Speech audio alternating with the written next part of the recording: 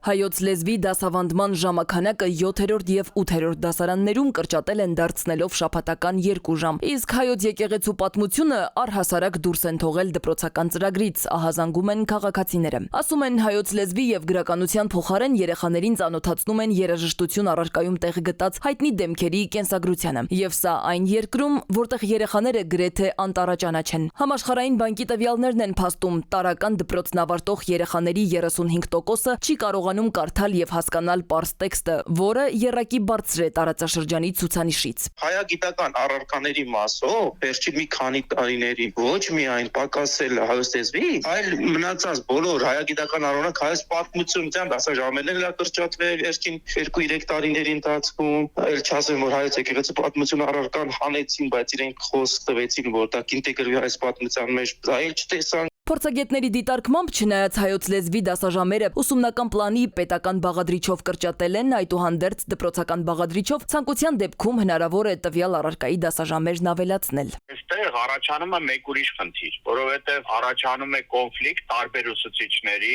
տնօրենի միջև։ Եվ քանի որ տնօրենն է ըստ էության վերջնական որոշումը կայացնողը, շատ դեպքերում դա դառնում է կռվախնձոր, այդ ժամերը որ առարկային տան։ Անգրագիտության մակարդակը ավելի կմեծանա։ Սարսափելի վիճակ է հիմա լեզվի։ 3 երեխայից մեկը չի կարողանում կարդացած տեքստը հասկանալ։ Եվ այդ առարկայի ժամերը քչացնել, դա նշանակում է խրախուսել անգրագիտություն։ Մասնագետներն ասում են, հայոց լեզվի և գրականության դասաժամերի կրճատումը ավելի լուրջ խնդիր է առաջացնելու 9-րդ դասարանի դեպքում, քանի որ առջևում քննաշրջանն է։ Եթե նախարարությունը եւ միջազգային կառույցները գտնում են, որ Հայաստանում նման խնդիրներ կան եւ դրան զուգահեռ փոխանակ նրանք նպաստեն հայոց լեզվի դասաժամերը ավելի արդյունավետ կազմակերպելու դասաժամերը գոնե թողեին նույնը, իրենք հակառակ քաղաքականություն են վարում, այսինքն նախարարությունը արձանագրում է ստակ խնդիր, բայց այդ խնդիրը լուծելուն միտված գործողությունները սխալ է տանում։ Այս փոփոխությունները հատկապես մտահոգիչ են, քանի որ պետական ավարտական քննություններից մեկը հենց հայոց լեզվի թեստն է, որը պահանջում է ոչ միայն ուղղագրական եւ քերականական հմտություններ, այլ նաեւ ընթերցածի ըմբռնում։ Մասնագետների պնդմամբ կրթական համակարգում կատարվող փոփոխությունները վտանգավոր են եւ տանելու են մեր ինքնության